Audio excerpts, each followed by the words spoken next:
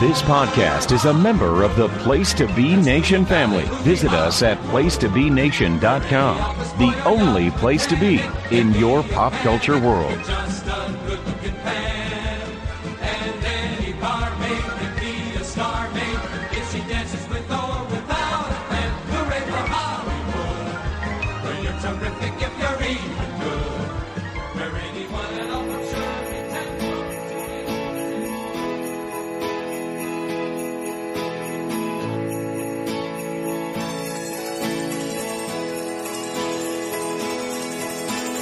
Christmas again, December is here, hasn't it been a wonderful year? With all the plans you're making. Place to Be Nation Pop Experience. This is Chad Campbell with your movie review of the day.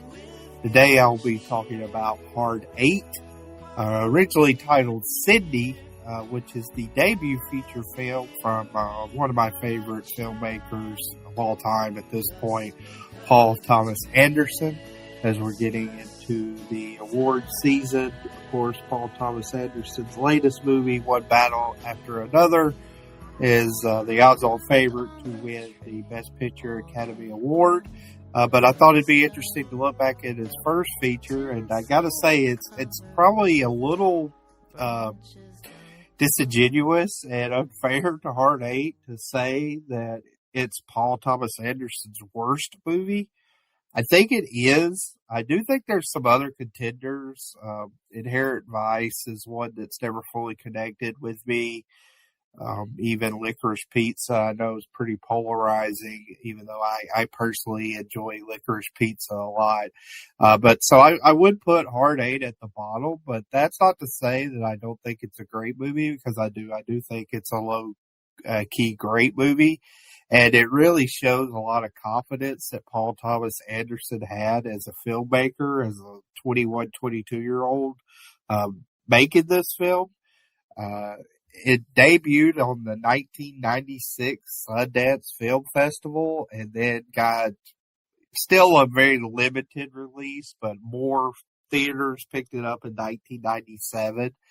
The basic premise is it's a very kind of low-key, in some ways, cast with four main characters that you see, and really that's all the casting. You have Philip Baker Hall as Sidney Brown, kind of an old-time Vegas, Nevada gambler that wears a suit, nicely dressed, usually very even keel, kind of a fatherly figure. Then you have John C. Reilly. He portrays John Finnegan. He starts out as a homeless man that Sidney's character kind of takes under his wing, becomes his protege in some ways in a professional sense, but also there's a lot of kind of father-son dynamics that evolve from there. Then you have Gwyneth Paltrow in one of her earlier roles. She plays Clementine, a waitress at one of the casinos that ends up becoming a love interest with John C. Reilly's character. And then you have Samuel L. Jackson as Jimmy, who is John C. Reilly's friend, and Sidney does not really approve of that relationship. So, as I mentioned, like it of course kind of goes, and the plot develops in some ways as the film progresses, but this is really a movie about kind of these characters and their character structure and their dialogue with each other. So I would say it's a very talky movie, but it's one that's interesting. It's pretty short. It's about an hour and 45 minutes. And for that duration and for what I think PTA wanted to get across, again, I think it was very confident filmmaking. I think you see some really cool in and outs of kind of casino life, where the Reno, Vegas scene was at this point in time in the mid-90s. I'd be remiss if I didn't mention there's a pretty awesome extended cameo from Philips Seymour Hoffman. He's in one scene in this movie as a craps player, but probably ends up having the fifth most dialogue of any character in the movie besides the four I mentioned previously. But he's really memorable.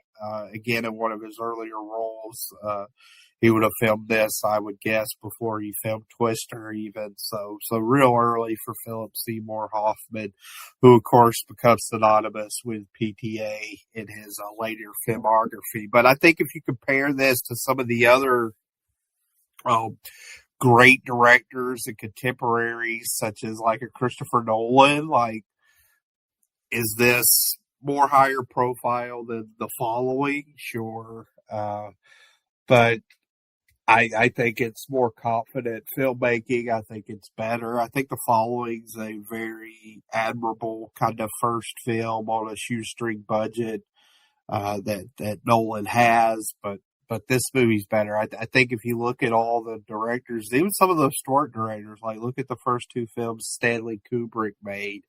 I think you're going to be hard pressed to find a movie in a director's filmography that has a higher floor that Hard Eight does for PTA. Like, if this is his worst movie, then he's really hitting at a very high clip throughout his whole filmography.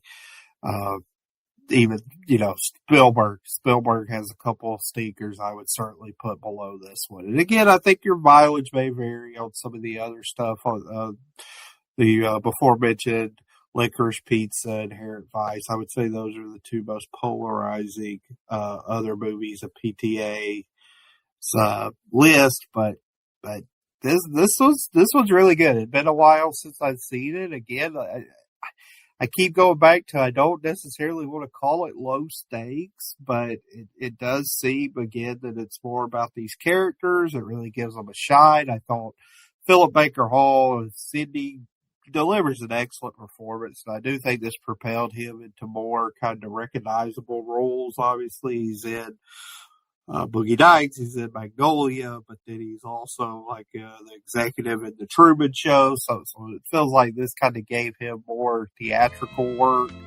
John C. Reilly was practically an unknown, and this is a great role for him.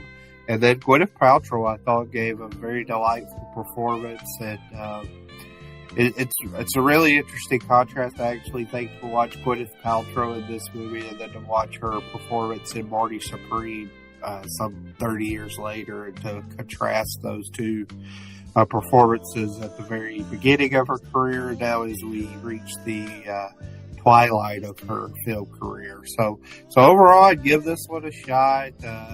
It seems to rotate in on streaming fairly frequently, but otherwise it should be able to rent. I think it's worth a rental to sit down and watch it. So I'd give Hard Eight. It's around a 82 out of 100 on my personal ranking, and I find it very enjoyable.